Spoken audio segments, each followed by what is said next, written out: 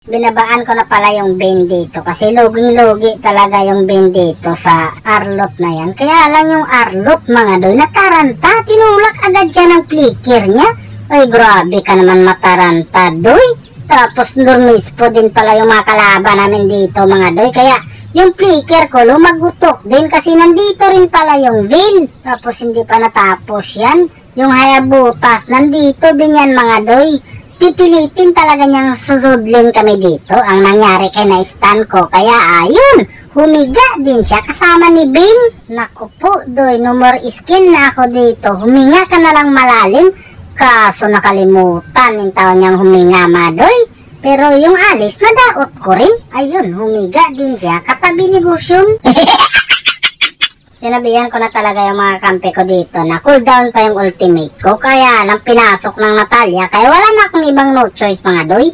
Bumakbak na rin ako. Pero bakit ganun? Nakaduha pa ako doon. Hindi ko lubos sa kalain mga doy. Nagigil na pala yung Arlot sa akin. Kita mo yung ginawa niya. Binigla niya ako. Pero bakit ganun? Ikaw yung nabigla ngayon. Kakaiba ka pala mabigla Arlot. Higa-higa na lang yung ginawa mo. At dahil binigla ako ni Arlot kanina mga doy, dito siya yung bibiglain ko. Ganito lang kasi magbigla doy. Pinaghandaan ko talaga yan. Dapat ganyan ka rin. Nakatago lang sana kami sa tangla dito. Kaya lang lumabas yung Gosyon mga doy. Kaya wala na naman akong ibang no choice para hindi ko sila tulungan. Mindset ba? Mindset lagi ay makalagot. Yung Hayabusa lang naman talaga yung target ko dito. Kaso alam ko naman talagang gigil talaga sa akin to si Arlot mga doy. Kita mo yung ginawa niya, di ba? Pumasok siya. Pumasok na naman para humiga lang. Ano ba yan, Arlot? Bumawi ka naman in taon, Arlot. Kahit isa lang kasi nakakaawa na in taon yung kahintang mo. Lagi ka na lang higa. Gayahin mo kasi yung galawan ko.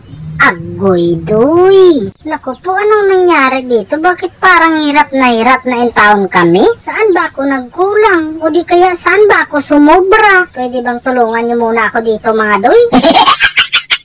Halos lahat na lang ng mga kalaban. Parang ako na lang yung pinupunterya nila. Ano bang meron sa akin na wala sa mga kakampi ko? Please lang, pakisagot. Love you.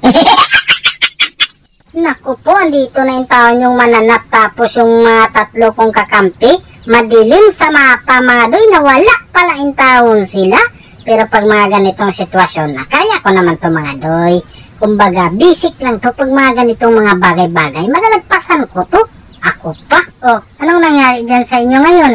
Unti-unti na kayong nagtatampo? Hindi nyo ba alam? Nagsisimula pa lang ako. Gustong-gusto nyo na kasing tapusin, tapos yung kagustuhan nyo, hindi nyo naman kayang panindigan. Pag gusto yung tapusin, tapusin nyo. Kung kaya nyo nga lagi. Aray ko.